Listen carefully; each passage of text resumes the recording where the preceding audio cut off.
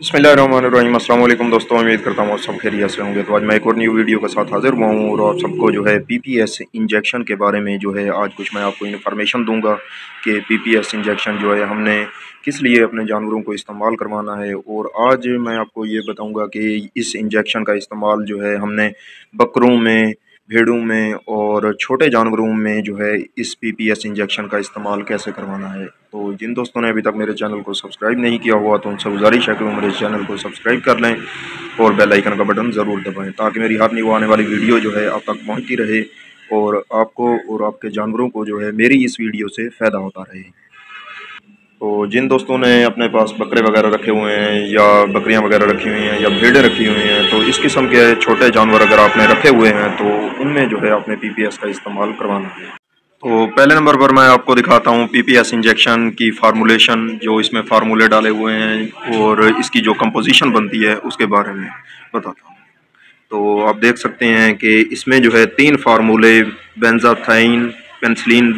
और प्रोकीन पेनिसिलिन और डाईहेड्रो streptomycin sulphate, इसमें जो है 3 फार्मूले डाले हुए हैं पीपीएस इंजेक्शन में। और जब हमारे बकरे जो हैं टेम्परेचर वगैरह उनका नहीं उतरता या उनको जिस्म पर जो है सोजिश होने लग जाती है या छोटे छोटे दाने बनना शुरू हो जाते हैं हमारे बकरों के जिस्म पर या उनके जो है मैदे का मसला बनना शुरू हो जाता है, वो ग़िज़ा का सही निज़ाम हज़ाम का जो है उनका मसला आना शुरू हो जाता है, ग़िज़ा सही वगैरह से नहीं खाते उनका क्योंकि मैदे का मसला होता है और उनके जिस्म के बाल जो हैं वो उतरना शुरू हो जाते हैं और उन्हें जो है हमारे बकरों को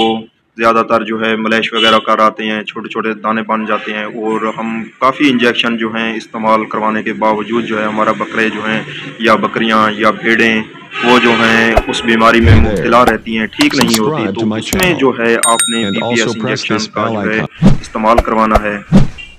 और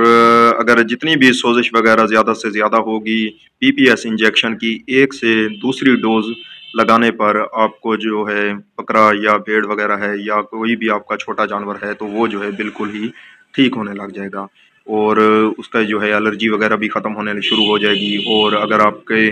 बकरों का जो है उनका टेम्परेचर जो है उनका भी मसला आ रहा है तो उसमें भी आप जो है ये पीपीएस इंजेक्शन जो है ये इस्तेमाल कर सकते हैं। और ज़्यादातर जो है आप सोजिश वगैरह में आप अपने बकरों को इस्तेमाल करवाएं। और अगर आपके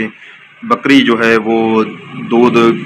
वो या उसकी मास्टाइटिस का मसला भी आ रहा है तो आप जो है मास्टाइटिस के मसले में भी आप लगा सकते हैं, जैसा कि सोजिश वगैरह हो जाती है या दूध वगैरह जो है वो कम आना शुरू हो जाता है क्योंकि इन्फेक्शन वगैरह जो हैं वो पैदा होना शुरू हो जाते हैं तो उसमें भी आप जो है पीपीएस इंजेक्शन का जो है अपनी बकरियों को इस्तेमाल करवा सकते हैं। तो ज़्यादातर ये जो है रिज़ल्ट आपको सोजिश के मामले में, मलैश के मामले में या छोटे छोटे वजूद पर दाने बने हुए हैं तो उसमें जो है आपको पीपीएस इंजेक्शन जो है बहुत ही आउट क्लास जो है रिज़ल्ट देगा और आप जो है अपने बकरों को ये जो है इस्तेमाल कर सकते हैं। इसकी जो डोज़ बन रही है वो 5 से 7 ml की डोज़ जो है आपके बकरे की या बकरी की जो है बन रही है। और अगर आपके पास उससे भी छोटे या बकरा या बकरी या भेड़ है तो उसको जो है आप 2 ml से 3 ml तक भी लगा सकते हैं। या बड़ा है आपके पास बकरा या बकरियां तो उसको जो है आपने 5 से 7 ml तक जो है ये पीपीएस इंजेक्शन का लगाना है। और जितनी भी एलर्जी वगैरह होगी, सोजिश वगैरह होगी तो ये पीपीएस इंजेक्शन के लगाने से जो है आपका बकरा जो है बहुत ही जल्द सेहतयाब होने लग जाएगा। तो आप भी अपने बकरों को जो है